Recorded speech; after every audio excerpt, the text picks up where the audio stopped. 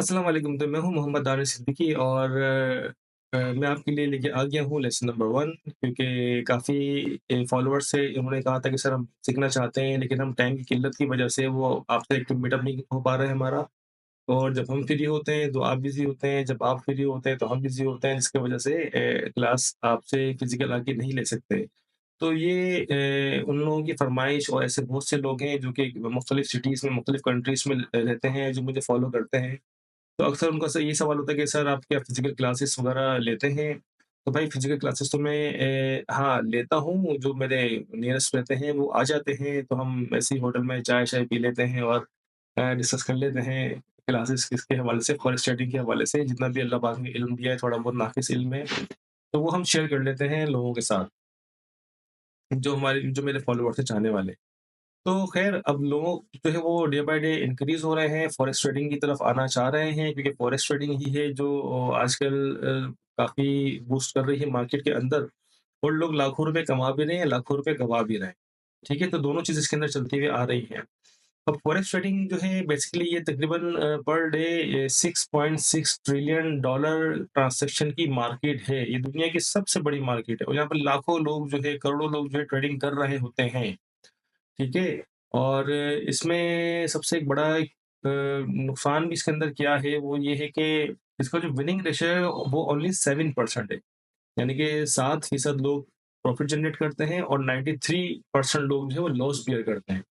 अच्छा, अब जो लॉस बियर करने की वजूहात में जो सबसे मेजॉरिटी बात ये आती है कि वो लोग जिनको ट्रेड करना नहीं आता तो वो भी ट्रेड कर रहे होते हैं, अपना पैसा लगा रहे होते हैं, सीखते नहीं हैं और वो क्या देखते हैं मार्केट ऊपर जा रही है तो फिर नीचे आएगी तो भाई वहाँ से सेल ले लो। जब मार्केट नीचे जा रही है बहुत ज़्यादा तो भाई उसमें जो है बाय उठा लो तो मार्केट ऊपर जाएगी। एक माइंड के लोग ये होते हैं। एक माइंड के लोग ये होते हैं कि यार मार्केट से स्पीड में मोमेंटम आता है और मार्केट ऊपर जाना शुरू हो जाती है बाय साइड के ऊपर तो लोग फौरन बीच में कूद जाते हैं और बाय उठाना स्टार्ट कर देते हैं। एज़ इट इज़ जब सेल में स्टार्ट होती है मूवमेंट अच्छा आ रहा होता है मूवमेंट इसका तो लोग सेल की तरफ चले आते हैं। तो बाद में मालूम चलता है मार्केट रिवर्स हो गई और स्टॉप लॉस हंड हो गया या नुकसान हो गया। थर्ड लोग इसमें वो होते हैं जो कि ट्रेड तो कर रहे होते हैं लेकिन वो स्टॉप लॉस नहीं लगाते और स्टॉप लॉस नहीं लगाएँगे तो वो आपके लिए बहुत बड़ा नुकसान हो जाता है, वो आपकी इक्विटी को किल कर देता है, आपका अकाउंट वॉश कर देता है।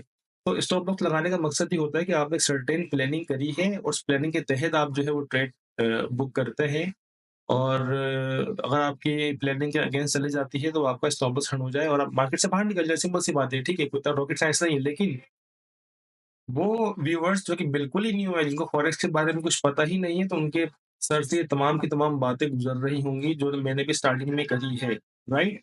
तो बस अब इसी चैनल में आप रुक जाइए और देखें मैं आपको क्या बताता हूँ, क्या बताने वाला हूँ आपके फ़ायदे की बात। वो तमाम ट्रेडर्स या वो तमाम लोग जो ट्रेडिंग सीखना चाह रहे हैं, लेकिन उनको फॉरेक्स ट्रेडिंग का एफ भी नहीं पता, ठीक है? आपको स्क्रीन में एफ दिख रहा है ना?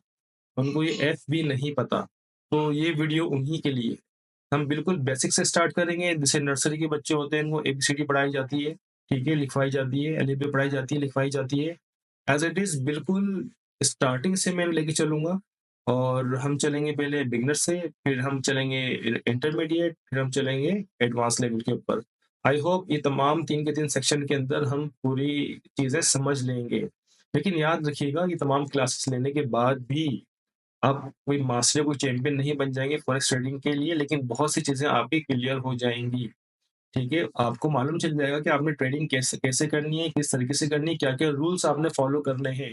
तो आया वो लोग जो पहले ही नुकसान उठा रहे होते हैं और अपना लाखों रुपया नुकसान करने के बाद चले जाते हैं मार्केट छोड़कर नाराज़ होकर, कि भाई इसमें कोई फ़ायदा नहीं है, तो उनका बहुत सा पैसा बचने वाला है लॉस की मद में। तो लॉस नहीं होगा इंशाल्लाह, अगर लॉस होता भी होगा तो कैलकुलेटेड लॉस होगा। ये तमाम के तमाम डिटेल इसको हम आगे जाके डिस्कस करते हैं, ठीक है? आज हमारा लेसन नंबर 1 स्टार्ट होने वाला है। उम्मीद करता हूँ आपको लेसन नंबर 1 पसंद आएगा। अगर लेसन 1 आपको पसंद आता है तो कमेंट्स में आप मुझसे पूछेंगे कि लेसन नंबर 2 कब आ रहा है, ठीक है? अगर आपकी रिक्वायरमेंट आएगी तो मैं आप लोगों को लेसन नंबर 2 दूँगा, अगर रिक्वायरमेंट नहीं आएगी तो I will not share, okay? Comments must, उसके बगैर गुज़ारा नहीं है, ठीक है? तो स्टार्ट करते हैं चैप्टर नंबर 1 फॉरेक्स क्या है? अच्छा, इसमें हम क्या पढ़ने के लिए जा रहे हैं मैं आपको बता दूँ, इसके अंदर हम ब्रोकर्स को पढ़ेंगे कि ब्रोकर्स क्या होते हैं, सेंट्रल बैंक क्या होता है, रिटेलर क्या होता है, ट्रेडिंग सॉफ्टवेयर का रोल क्या होता है, ये तमाम चीज़ें हम समझने वाले हैं आज की क्लास के अंदर, ठीक है? तो चलिए स्टार्ट करते हैं। जी, फॉरेक्स ट्रेडिंग क्या है? अब फॉरेक्स ट्रेडिंग क्या है? फॉरेक्स का मतलब है फॉरेन एक्सचेंज, ठीक है? इसमें करेंसीज़ को बाय और सेल किया जाता है। मिसाल के तौर पर यूएसडी, यूरो या जीपीवी और जेपीवाई जैसी करेंसी पेयर्स को। क्या मतलब है इसका? ठीक है, मैं आपको समझाता हूँ। इसमें फॉरेक्स ट्रेडिंग के अंदर 2 एक पेयर्स होता है करेंसी का ना, यानी कि जैसे आपने यूएसडी यूरो ले लिया। आपके पास यूएसडी डॉलर थे, आपने देखा कि यार यूरो जो है उसकी वैल्यू अभी कम चल रही है, ठीक है? रेट उसका डाउन है। जैसे हम नहीं बोलते पाकिस्तानी करेंसी वैल्यू डाउन हो रही है, इंडिया की करेंसी डाउन हो रही है, ठीक है? या बढ़ रही है ये। तो हमारे पास क्या किया, हमने यूएसडी डॉलर लिए और यूएसडी डॉलर से हमने यूरो परचेज़ कर लिया। अब मिसाल के तौर पर मेरे पास जो थे $2000 थे, ठीक है? उस $2000 में मैंने जब यूरो परचेज़ किया तो मुझे 1500 यूरो मिल गए, ठीक है? 1500 यूरो लेके मैंने अपने पास रख लिया इसको सर्टेन टाइम पीरियड के लिए। अब जब मैंने देखा कि वो 1500 यूरो की वर्थ जो हो गई है वो 2000 हो गई है, यानी कि 500 रुपीज़ 500 यूरो जो है मेरे पास एक्स्ट्रा बेनिफिट आ रहा है, प्रॉफिट आ रहा है। तो मैंने बोला अब ये राइट टाइम है कि मैं इसको सेल आउट कर दूँ, इससे पहले कि इसकी वैल्यू मज़ीद डाउन हो जाए। तो जब मज़ीद डाउन होगी तो लॉस होगा।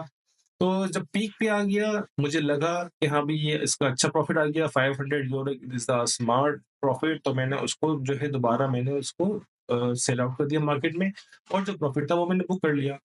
ठीक है? तो फॉरेक्स ट्रेडिंग में करेंसीज़ के पेयर्स को खरीदा और फ़रोख्त किया जाता है। अच्छा, फॉरेक्स ट्रेडिंग में और क्या-क्या आता है? फॉरेक्स ट्रेडिंग अगर हम करते हैं, ट्रेडिंग की बात करें तो इसमें हम कमोडिटीज़ भी लेते हैं। कमोडिटीज़ में क्या-क्या आ जाता है? गोल्ड आ जाता है, ऑयल आ जाता है इसके अंदर, ठीक है? इसमें सिल्वर आ जाता है, तो बहुत सी जो कमोडिटीज़ होती हैं वो इसमें आ जाती हैं। और इसके अलावा अगर हम बात करें तो आप जो है क्रिप्टो भी इसमें कर सकते हैं। ये क्रिप्टो करेंसी जैसे बीटीसी हो गया, यूएसडी बीटीसी का पेयर बना दिया आपने। ठीक है, तो यूएसडी पड़े हुए थे आपके पास, आपने बिटकॉइन परचेज़ किया। फॉर एग्ज़ाम्पल 94,000 पे आपने परचेज़ किया बिटकॉइन, जब उसकी प्राइस 1 लाख पे चले गए, आपने उसको सेल कर दिया, ठीक है? तो फॉरेक्स ट्रेडिंग में इस तरह से काम किया जाता है। तो आई होप कि फॉरेक्स ट्रेडिंग क्या है, ये आपकी समझ में आ गई होगी। आगे बढ़ते हैं कि इसके और क्या-क्या चीज़ें होती हैं। अच्छा, फॉरेक्स ट्रेडिंग मार्केट के अंदर प्लेयर जो होते हैं वो 4 प्लेयर्स होते हैं, ठीक है? जो मार्केट को पूरा रन कर रहे हैं, उनके साथ ही मार्केट चल रही होती है। इनके इनमें से कोई भी अगर एक बॉडी को आप बाहर निकाल दें तो मार्केट नहीं चलती है, मार्केट वहीं जो है वो पॉज़ हो जाएगी, चल ही नहीं सकती मार्केट। तो 4 बॉडीज़ का होना यहाँ पर ज़रूरी है।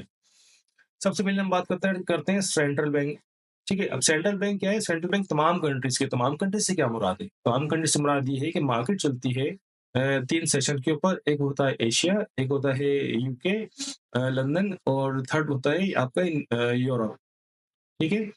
तो 3 कंट्रीज़ के ऊपर मुश्तमिल ये मार्केट चल रही होती है। अब ये मार्केट जो है वो अभी जो सेंट्रल बैंक है ये क्या करते हैं भई? भई सेंट्रल बैंक की जो है वो अपनी आपकी जो भी कंट्री होती है उसकी इकोनॉमी को कंट्रोल करता रहेगा, ठीक है? जो इंटरेस्ट रेट वगैरह होते हैं, ठीक है? उसको स्टेबलाइज़ रखते रहेंगे। तो ये सेंट्रल बैंक का काम होता है। बहुत सारे काम होते हैं, मैं आपको थोड़ा-सा मोटा-मोटा बता रहा हूँ, डिटेल में जाएँगे तो आपको बहुत सी चीज़ें मिलेंगी इसके अंदर ना, ठीक है? जो हमारे टॉपिक से टच कर रहा है हम खाली तब बताएँगे आपको। अच्छा, फिर कमर्शियल बैंक क्या होते हैं? अब कमर्शियल बैंक क्या होते हैं? नाम से सारी ज़ाहिर बात है ये कमर्शियल बैंक है। ये सेंट्रल बैंक के साथ काम करते हैं और फॉरेक्स मार्केट में भी बड़ी ट्रेडिंग करते हैं। ठीक है? मिसाल के लिए सिटी बैंक, एचएसबीसी वो अलग-अलग जो है वो कंट्रीज़ के अलग-अलग बैंक्स के नाम होंगे, सेंट्रल बैंक्स अलग-अलग होंगे, डिफरेंट होंगे, ठीक है? तो डेफ़िनेटली इनका काम ये है कि भई जो कमर्शियल बैंक है वो कमर्शियली लोन प्रोवाइड करते होंगे। किसी को जो है वो लोन उन्होंने अगर दिया किसी को कोई अमाउंट दिया तो उसके ऊपर एक सर्टेन परसेंटेज होता है, उस पे इंटरेस्ट लेते हैंगे, ठीक है? तो कमर्शियल बैंक, ये भी आपको समझ में आ गया होगा। तो मेन बैंक्स तो आ गए, सबसे पहली बात तो ये आ गई। जब वो भी मेन बैंक, सेंट्रल बैंक, तो इट्स मीन के ऑथेंटिक बॉडी है।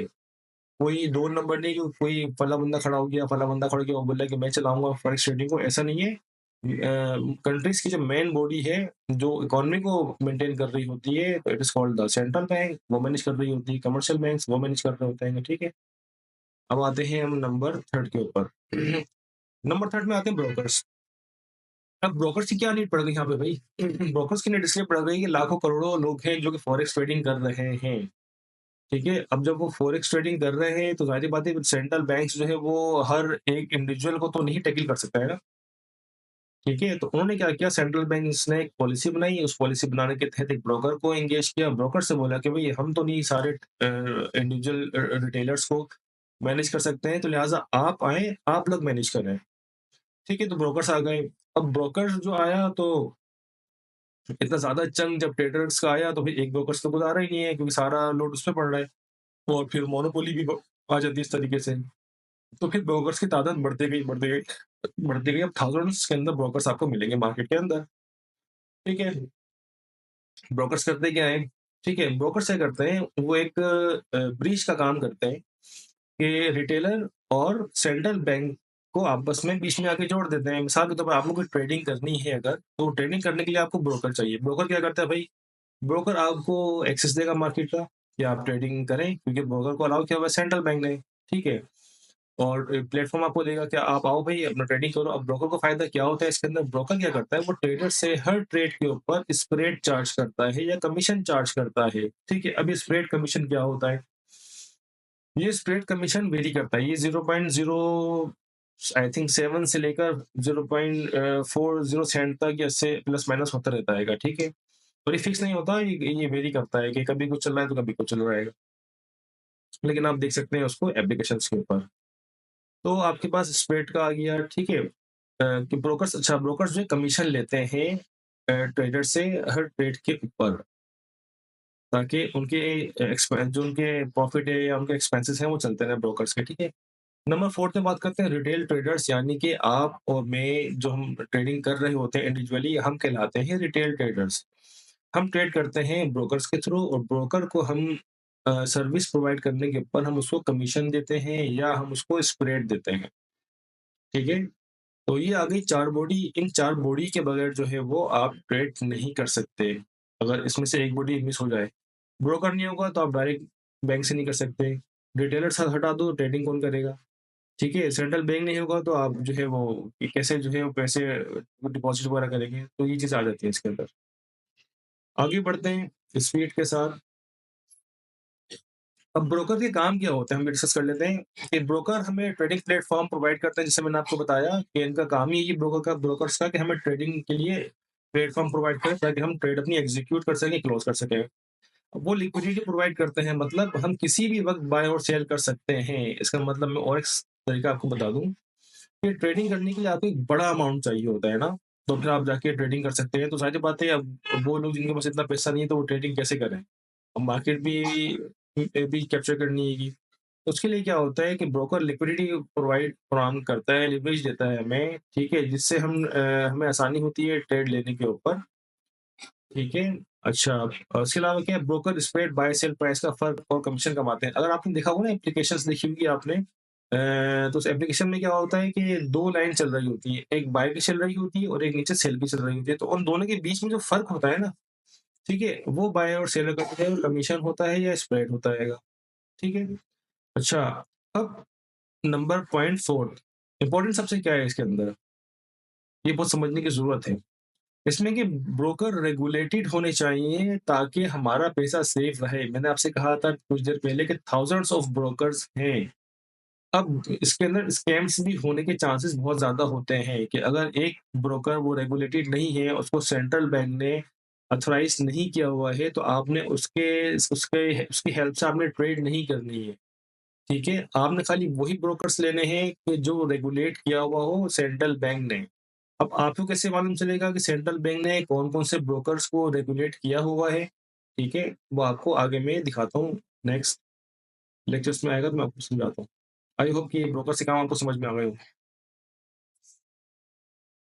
सेंट्रल बैंक का काम क्या है? मैंने आपको ऑलरेडी बता दिया था। एक बार दोबारा से पढ़ लेते हैं। सेंट्रल बैंक इकोनॉमी को कंट्रोल करते हैं, बता चुका हूँ मैं आपको। वो मॉनेटरी पॉलिसी बनाते हैं, जैसे इंटरेस्ट रेट्स बढ़ाना या कम करना। ये बहुत इंपॉर्टेंट पॉइंट है ये वाला, क्योंकि महीने में तो काफ़ी खैर न्यूज़ आती है, लेकिन 4 इंपॉर्टेंट न्यूज़ होती है, जिसमें हम जिस न्यूज़ बेस के ऊपर ट्रेड करते हैं और अच्छा खासा प्रॉफिट भी मार्जिन हम जनरेट करते हैं, ठीक है?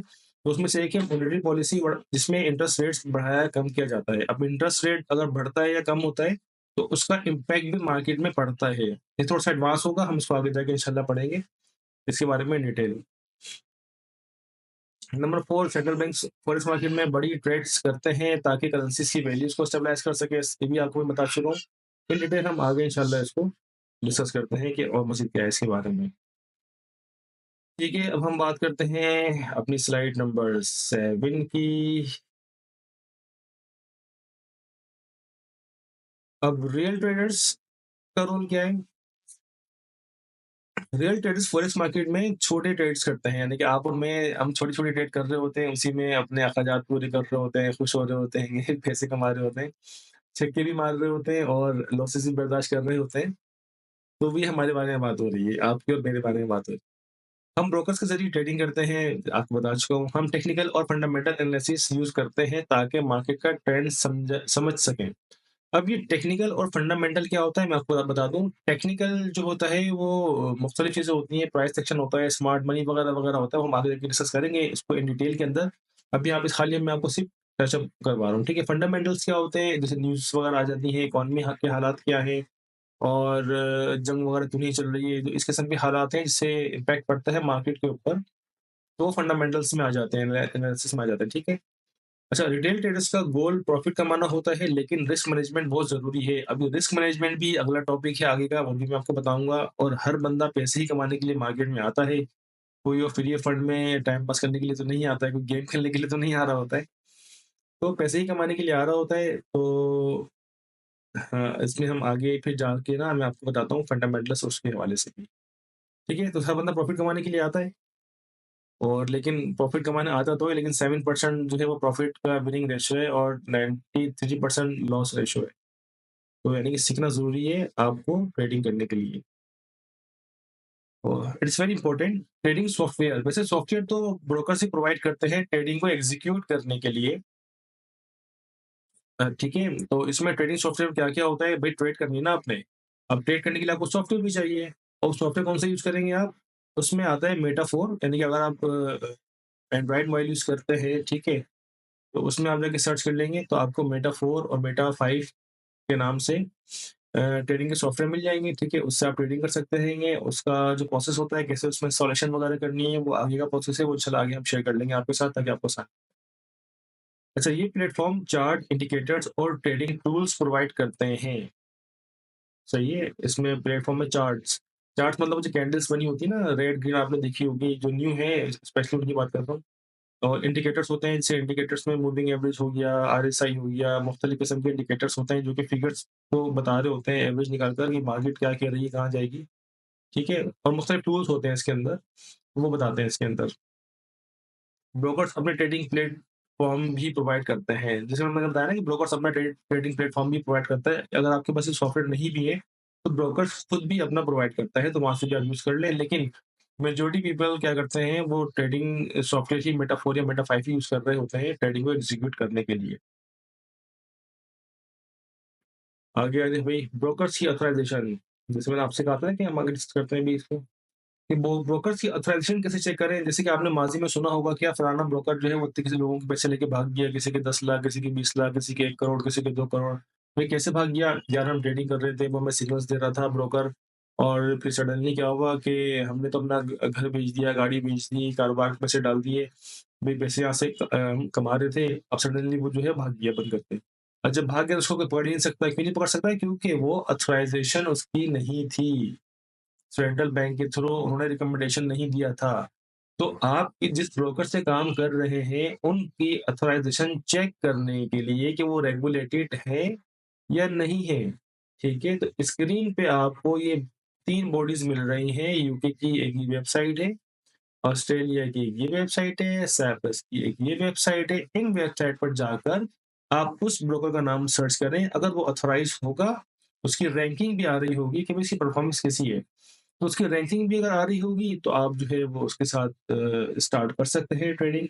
अगर लेकिन वो इस रेगुलेटेड नेम में नहीं आ रहा, इस ऑथराइज़ेशन लिस्ट में नहीं आ रहा, तो उसपे उससे आपने ट्रेड नहीं करनी है। अगर आप उसके साथ ट्रेड करेंगे तो कब बंद हो जाए और कब वो आपके पैसा लेके भाग जाए तो कोई फिर उसको रिकवर नहीं करवा सकता, कोई उससे पूछने वाला नहीं है बेसिकली, ठीक है? तो हमेशा ऑथराइज़्ड ब्रोकर से ही आप ट्रेडिंग करें ताकि उसके पीछे कोई लोग तो खड़े हो ना जो उससे उससे मालूमात कर सकें भई तुमने कैसे चलेगा तुम? पैसे लो लेके कैसे भागा? उसके अगेंस्ट एक्शन भी हो सकता है ना, ठीक है? तो रेगुलेटेड होना चाहिए, विदाउट रेगुलेटेड आपने ब्रोकर्स को यूज़ नहीं करना है। 10 4 टिप्स आप जब भी स्टार्टिंग करेंगे अपना ट्रेडिंग की जर्नी, तो आपने डेमो अकाउंट से स्टार्ट करेंगे, ठीक है? क्योंकि रियल अकाउंट में गलतियाँ होती हैं, स्टॉप लॉस लगाना नहीं आता, टीपी लगाना नहीं आता, ब्रेक इवन लगाना नहीं आता, ठीक है? और इसके अलावा प्रॉफिट ट्रेलिंग करनी वो नहीं आ रही होती हैगी, ठीक है? रिस्क को मैनेज करना नहीं बहुत सारी चीज़ें इसके अंदर होती हैं जो जो न्यू ट्रेडर्स को नहीं आ रही होती हैं। तो आप कम से कम 1 महीने, 2 महीने, 3 महीने जो है वो डेमो अकाउंट में करें, आप देखें तो कि आप उसमें क्या गलती कर रहे हैं। अच्छा डेमो अकाउंट को भी लोग मिसयूज़ करते हैं, क्या करते हैं कि अब पैसे उनके पास होते हैं $200 $100 डलवाने के लिए होते हैं, ठीक है? और डेमो अकाउंट में जो प्रैक्टिस हो रही होती है वो 1 स्टैंडर्ड के लॉट से हो रही होती है, 1.00 ठीक है? अब उससे कर रहे होते हैं उनको बड़ा पैसा दिख रहा होता है, जब बड़ा पैसा प्रॉफिट जनरेट हो रहा होता है वो तो खुश हो जाते हैं, अच्छा इतना पैसे आ रहे हैं। अच्छा भाई ठीक है और जब फिर वो रियल अकाउंट खोलते हैं इसी आश्चर्य के अंदर कि भाई डेमो अकाउंट में तो बड़ा प्रॉफिट हो रहा है, अब रियल खोलते हैं और जब रियल अकाउंट खोलते हैं तो मालूम चल रहा है उसमें फिर लॉट साइज़ तो कम लेना पड़ेगा, मजबूरी है, उसमें $200 थे, डेमो अकाउंट में $1,00,000 की इक्विटी आपने ली हुई होती है प्रैक्टिस करने के लिए, 10,000 की इक्विटी डॉलर की इक्विटी आपने ली होती है इसमें प्रैक्टिस करने के लिए। तो रियल में आप डलवाते हैं $100, $200, $50 तो फिर आप उसमें लॉट साइज़ क्या लें? लॉट साइज़ आप उठाते हैं 0.01 का। अब जब 0.01 का होता है तो उसमें प्रॉफिट जनरेट हो रहा होता है 50 सेंट, 40 सेंट, 30 सेंट, $1, $2, $3, $5, $10 हो जाता है प्रॉफिट उसके अंदर, ठीक है? तो जो आपका डेमो अकाउंट था उसमें हंड्रेड्स के ऊपर जा रहा था, 100, 500, 800, 700, $1,000 ऐसा प्रॉफिट जनरेट कर रहे थे। तो वहाँ पे आपकी साइकिल खराब हो जाती है, ठीक है? तो डेमो अकाउंट से स्टार्ट करें और डेमो अकाउंट से जब स्टार्ट करें तो आप लॉट साइज़ 0.01 से स्टार्ट करें। ठीक है, या मैक्सिमम 0.02 से स्टार्ट करें, जिन्होंने कम इक्विटी डलवानी होती है। उसी से ही प्रैक्टिस करें ताकि जब रियल अकाउंट आप बनाएँ ना, तो आपको पता हो कि आपकी प्रैक्टिस भी हो चुकी होगी उस लॉट साइज़ के ऊपर और इक्विटी भी आपने उसी हिसाब से मैनेज करी होगी कि कितनी इक्विटी है, उस पे स्टॉप लॉस क्या देना आएगा, ठीक है? तो इस तरीके से आप कर सकते हैं। नंबर 2 में आता है रिस्क मैनेजमेंट ज़रूरी है। भई बहुत से लोग ट्रेडिंग करते हैं ना, तो जब उनका पैसा जा रहा होता है तो वो स्टॉप लॉस नहीं लगाते। अब 20 पिप्स 10 पिप्स अगर लॉस आपने सेट किया है कि भाई होना चाहिए, इससे ज़्यादा नहीं होना चाहिए, तो लोग जो न्यू ट्रेडर्स क्या होते हैं, वो स्टॉप लॉस लगाते ही नहीं है या लगाते हैं स्टॉप लॉस उसको बड़ा कर देते हैं। किसी ने 20 पिप्स लगाया तो उसको 30 पिप्स कर देंगे, 40 कर देंगे, भाई मार्केट 40 पिप्स में और नीचे आ गई। 50 पिप्स कर देंगे, 60 पिप्स कर देंगे तो मार्केट और नीचे आ गई। तो इससे एक बड़ा नुकसान होता है ना, तो भाई 20 पिप्स आराम से हँसी-खुशी आप दे दो, ठीक है? और मार्केट से आप बाहर निकल जाओ क्योंकि आपकी प्लानिंग के अगेंस्ट वो मार्केट जा रही है, ठीक है? तो आप स्टॉप लॉस लगाएँ, रिस्क मैनेजमेंट में आता है कि स्टॉप लॉस लगाएँ, टेक प्रॉफिट लगाएँ ठीक है? तो इसके साथ आप ट्रेड करें, ब्रेक-इन लगा लिया करें। ये तमाम चीज़ें इन डिटेल आगे जाके पढ़ेंगे। तो रिस्क मैनेजमेंट बहुत ज़रूरी है, बहुत ज़रूरी है, बहुत ज़रूरी है। इसको इग्नोर बिल्कुल भी मत करें। जो इसको इग्नोर करेगा, वो कभी भी अच्छा ट्रेडर कभी भी नहीं बन सकता, कभी भी नहीं बन सकता है। ये बात याद रखिएगा, ठीक है? नंबर 3 में आते हैं ब्रोकर्स को केयरफुली चूज़ करें। ऑलरेडी मैं बता चुका हूँ कि जो रेगुलेटेड बॉडीज़ हो, वहीं से आपने सिलेक्ट करना है, उसके अलावा आपने सिलेक्शन नहीं करनी है, ठीक है? नंबर 4 फॉरेक्स ट्रेडिंग में पेशेंस और डिसिप्लिन ज़रूरी है। हाँ, इसमें पेशेंस और डिसिप्लिन बहुत ज़रूरी है कि आपका एक डिसिप्लिन है ना कि दिन में आपने 2 ट्रेड करनी है या 3 ट्रेड करनी है, तो आपने उतनी ही करनी है, ठीक है? उससे ज़्यादा नहीं करनी है। मैंने देखा है अक्सर लोग जो है मुझसे सीख रहे होते हैं, ट्रेडिंग स्टार्ट करते हैं, वो दिन में 15 ट्रेड्स, 20 ट्रेड, 25 ट्रेड, 30 ट्रेड्स करते हैं। अरे नहीं करनी भाई, नुकसान है ये। कभी भी नहीं कर पाओगे, कभी भी नहीं सीख पाओगे। आप अपनी साइकी को बिल्डअप ही नहीं कर रहे हो ना, डिसिप्लिन ही लेके नहीं आ रहे हो। तो डिसिप्लिन लाने के लिए आपको दिन में मैक्सिमम 3 ट्रेड करनी है, चाहे प्रॉफिट हो, चाहे लॉस हो। अक्सर देखा है कि लोग ट्रेडिंग स्टार्ट करते हैं और जो है वो फर्स्ट ट्रेड ली प्रॉफिट, सेकंड ली प्रॉफिट, थर्ड ली प्रॉफिट। तीनों ट्रेड में प्रॉफिट आ गया। और जब तीनों में प्रॉफिट आ गया, अभी कितना आ गया? फॉर एग्जांपल भई $50 आ गया। अरे 50 रुपए यार आज तो अपना दिन है भई, चलो और करते हैं। मालूम चला कि जब 4 ट्रेड ली उसमें $10 का लॉस, 40 बच गए। फिर एक ट्रेड और ली उसमें $30 का लॉस, अब $10 पीछे बच गए। अब क्या इंतकामी कार्रवाई हो रही है, रिवेंज लिया जा रहा है, अब $10 पीछे बच गए। अच्छा भाई नहीं यार मेरे 50 थे अब तो 40 चले गए, अब 10 बाकी है, नहीं यार मुझे तो करना है पूरा 100 करूँगा मैं। अब भाई फिर एक ट्रेड और ली, तो मालूम चला कि जो 10 थे ना, 10 के बजाय $30 का लॉस हो गया, तो आपको माइनस में टोटल $20 लॉस में आ रहे हैं। अब सर पकड़ के बैठ जाएँगे, अब फिर ट्रेडिंग करेंगे, वो मालूम चल रहा है 50 प्रॉफिट में थे, 50 लॉस में चले गए, 100 लॉस में चले गए, तो इस तरीके से होता रहेगा, ठीक है? तो उम्मीद करता हूँ आप लोगों को क्लास जो है अच्छी लगी होगी आज की हमारी और वीडियो देखने का बहुत-बहुत शुक्रिया। जिसकी जो भी क्वेरी हो वो मुझसे क्वेश्चन में कर सकता है, ठीक है? जो भी आपकी कमेंट्स हों, जो भी आपकी चीज़ें आप पूछना चाहते हो, वो आप मुझसे पूछ सकते हैं, ठीक है? मेरे जो है सोशल मीडिया के जितने भी लिंक्स हैं, वो आपके सामने स्क्रीन पे आ रहे हैं। ठीक है, ये देखिए आपको स्क्रीन के अंदर कॉन्टैक्ट नंबर भी आ गया। स्क्रीन पे आपको सारी चीज़ें दिख रही होंगी क्लियर। यूट्यूब चैनल का नाम, इंस्टाग्राम, टिकटॉक और व्हाट्सएप चैनल जो हमारा बना हुआ है वो आपको दिख रहा रहेगा। जॉइन करें, लाइक करें, सब्सक्राइब करें तमाम चैनल्स को और अपना वैल्यूएबल फीडबैक ज़रूर यूट्यूब की इस वीडियो में कमेंट्स करिएगा for the next class. Next class बहुत ही धुआँधार, बहुत ही इम्पोर्टेंट होने वाली है। कुछ टॉपिक्स थे उसके मुझे आपको बताने थे, लेकिन टॉपिक्स मैं आपको अभी नहीं बता सकता, मैं आपको रील्स में शेयर कर दूँगा। वजह नेक्स्ट वीडियो बताते हैं। तब तक के लिए अल्लाह हाफ़िज़, अपना ख़्याल रखिएगा। इंशाअल्लाह अगली नेक्स्ट क्लास में आपसे मुलाकात होती है। Thank you so much. ये वीडियो मैं शेयर करूँगा विदाउट एडिटिंग, कोई गलती वगैरह हो गई है तो उसके लिए सॉरी।